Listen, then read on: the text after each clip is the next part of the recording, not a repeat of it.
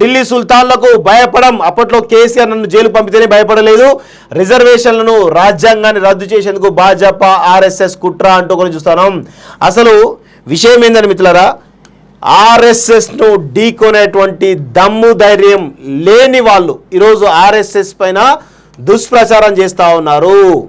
ఈరోజు RSS agenda రిజర్వేషన్ల తొలగింపు అని చెప్తున్నప్పటికీ కూడా ఈరోజు కాలక్రమేణా ఆర్ఎస్ఎస్ కూడా తన పంతాను మార్చుకున్న విషయాన్ని మనం గుర్తుపెట్టుకోవాలి. ఈ దేశంలో ఉన్నటువంటి మూలవాసులైనటువంటి బీసీ ఎస్సీ ఎస్టీలే ఈరోజు ఆర్ఎస్ఎస్ను నడుపుతున్నారన్న విషయాన్ని కూడా గుర్తుపెట్టుకోవాలి. ఈ దేశంలో ఉన్నటువంటి మూలవాసులైనటువంటి ఎస్సీ ఎస్టీలే ప్రధానంగా ఆర్ఎస్ఎస్ను నడుపుతూ ఉన్నారు. ఆర్ఎస్ఎస్ మీరు ఎక్కడికైనా పోండి, ఆర్ఎస్ఎస్ ఆఫీస్ పోండి, ఖచ్చితంగా అంబేద్కర్ యొక్క బొమ్మ ఖచ్చితంగా కనబడుతుంది. ఎందుకు అంటే అంబేద్కర్ యొక్క సిద్ధాంతాలు, వాళ్ళ అంబేద్కర్ ఈరోజు హిందూ మతం మారినప్పటికీ కూడా ఈ దేశంలో ఉన్నటువంటి ప్రజల బాగోగులు, ఈ దేశంలో ఉన్నటువంటి ప్రజల స్థితిగతులన్నింటినీ కూడా మార్చింది అంబేద్కర్ అనేటువంటి దాంట్లో ఈరోజు ఆర్ఎస్ఎస్ అంబేద్కర్ను కూడా గౌరవిస్తూ ఉన్న విషయాన్ని కూడా మనం గమనించాల్సిన అవసరం ఉంది. అంటే ఈరోజు ఆర్ఎస్ఎస్ పైన చాలా పెద్ద ఎత్తున రేవంత్ రెడ్డి లాంటి వాళ్ళు చాలా పెద్ద ఎత్తున కుట్ర చేస్తూ ఉన్నారు. సో దుష్ప్రచారం చేసి ఈరోజు ఓట్లు దండుకునే ప్రయత్నం చేస్తూ ఉన్నారు. ఒక్కసారి ఆర్ఎస్ఎస్ కనుక తన పంతాలోకి వెళ్తే కనుక రేవంత్ రెడ్డి ఎక్కడ ఉంటో ఒక్కసారి ఆలోచించుకోవాలి.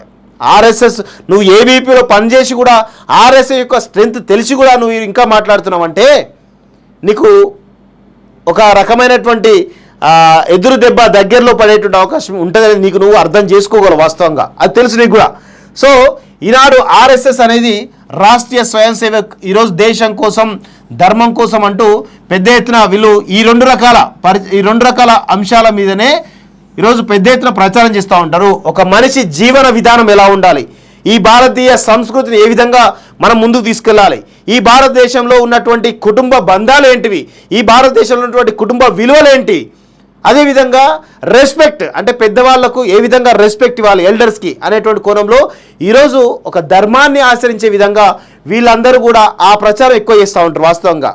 అదేవిధంగా దేశం కోసం సమిధల్లాగా మారడానికి కూడా ఆర్ఎస్ఎస్ వెనకాల బోధన విషయం కూడా గుర్తుపెట్టుకోవాలి. అనేకమైనటువంటి దేశం సంక్షోభ పరిస్థితిలో ఉన్నప్పుడు ఆర్ఎస్ఎస్ కార్యకర్తలందరూ కూడా ఈరోజు దేశం బాగుపడడానికి, దేశాన్ని కాపాడడానికి ఈరోజు సమిధలైనటువంటి అనేకమైనటువంటి ఘటనలు ఈరోజు ఆర్ఎస్ఎస్కు ఉన్నాయి. ఆర్ఎస్ఎస్కు ఉన్నటువంటి క్రెడిబిలిటీ కానీ, ఆర్ఎస్ఎస్కు ఉన్నటువంటి ఈరోజు ఒక ఐడియాలజీ కానీ ఇప్పటి వరకు కూడా ఎక్కడ కూడా లేదు అనేది కూడా గుర్తుపెట్టుకోవాలి. ఈ ఆర్ఎస్ఎస్ వచ్చే సంవత్సరంతో 2025 తోటి దాదాపు 100 సంవత్సరాలు పూర్తి చేసుకొని శతాబ్ది ఉత్సవాలకు రెడీ కాబోతుంది ఖచ్చితంగా.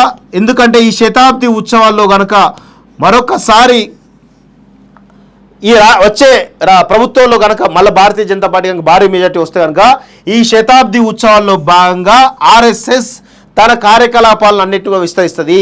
ఎందుకంటే ఆర్ఎస్ఎస్ కింద ఎన్ని శాఖలు ఉంటాయంటే కొన్ని వందల శాఖలు చెప్పలేని, అంటే మనం ఆ పేర్లు కూడా నాకు గుర్తు ఉండవు వాస్తవంగా.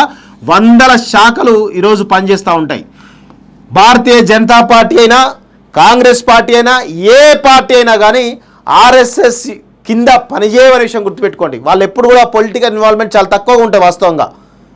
హిందుత్వ ఎజెండా ఉన్నప్పటికీ కూడా, ఇంకా వేరే ఎజెండా ఉన్నప్పటికీ కూడా ప్రధానంగా దేశం అనేటువంటి ఒక సెంటిమెంట్ కానీ, లేదంటే ఈ దేశంలో ఉన్నటువంటి ప్రజలందరూ కూడా సుభిక్షంగా ఉండాలని దాంట్లో ఈరోజు ఆర్ఎస్ఎస్ కార్యకర్తలు చాలామంది కూడా పెద్ద ఎత్తున వాళ్ళు తమ జీవితాలను కూడా అర్పించినటువంటి సంఘటనలు అనేక ఉన్నాయి వాస్తవంగా.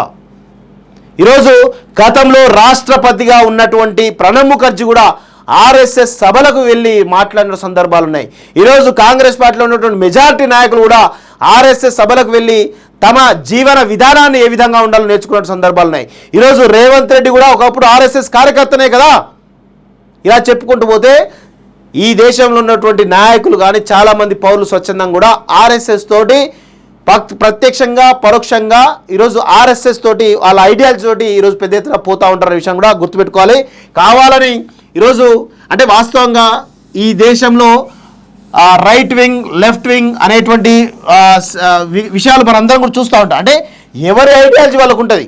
Right wing ideology right wing ఉంటుంది, left wing ideology left wing ఉంటుంది. వాళ్ళిద్దరి మధ్య డిఫరెన్సెసే ఈ దేశంలో ఉన్నటువంటి అనేకమైనటువంటి చర్చలకు దారితీస్తూ ఉంటుంది. వాస్తవంగా ఒక ఆరోగ్యకరమైనటువంటి పరిస్థితిలో ఈ చర్చ జరగాల్సిన అవసరం ఉంది. ఎందుకంటే ఆర్ఎస్ఎస్ ఐడియాలజీ ఒక రకంగా ఉండొచ్చు, లెఫ్ట్ ఐడియాలజీ ఒక రకంగా ఉండొచ్చు, రైట్ వింగ్ ఐడియాలజీ ఒక రకంగా ఉండొచ్చు, మిడిల్ వింగ్ ఐడియాలజీ కూడా ఇంకొక రకంగా ఉండొచ్చు.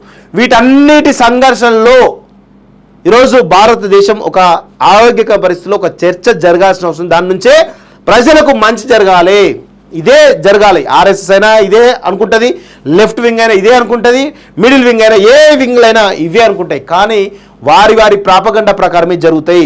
లెఫ్ట్ వింగ్ రైట్ వింగ్ మీద, రైట్ వింగ్ లెఫ్ట్ వింగ్ మీద, వాళ్ళు మళ్ళీ వేరే వింగ్ల మీద ఈరోజు ప్రచారాలు చేయడము, దాన్ని ప్రజల్లోకి బలంగా తీసుకెళ్ళడం ఇదే జరుగుతూ ఉంటుంది తప్ప ఎక్కడ కూడా వేరే విషయాలు ఉండవు అనే విషయం కూడా గుర్తుపెట్టుకోవాల్సిన అవసరం ఉంది మిత్రులారా. ఢిల్లీ సుల్తాన్లకు భయపడం. అప్పట్లో కేసీఆర్ నన్ను జైలు పంపితేనే భయపడలేదు, రిజర్వేషన్లను రాజ్యాంగాన్ని రద్దు చేసేందుకు భాజపా ఆర్ఎస్ఎస్ కుట్ర అంటూ కూడా చూస్తున్నాం. అసలు విషయం ఏందని మిత్రులారా, ఆర్ఎస్ఎస్ను ఢీకొనేటువంటి దమ్ము ధైర్యం లేని వాళ్ళు ఈరోజు ఆర్ఎస్ఎస్ పైన దుష్ప్రచారం చేస్తూ ఉన్నారు. ఈరోజు ఆర్ఎస్ఎస్ ఎజెండా రిజర్వేషన్ల తొలగింపు అని చెప్తున్నప్పటికీ కూడా ఈరోజు క్రమేణా ఆర్ఎస్ఎస్ కూడా తన పంతాను మార్చుకున్న విషయాన్ని మనం గుర్తుపెట్టుకోవాలి.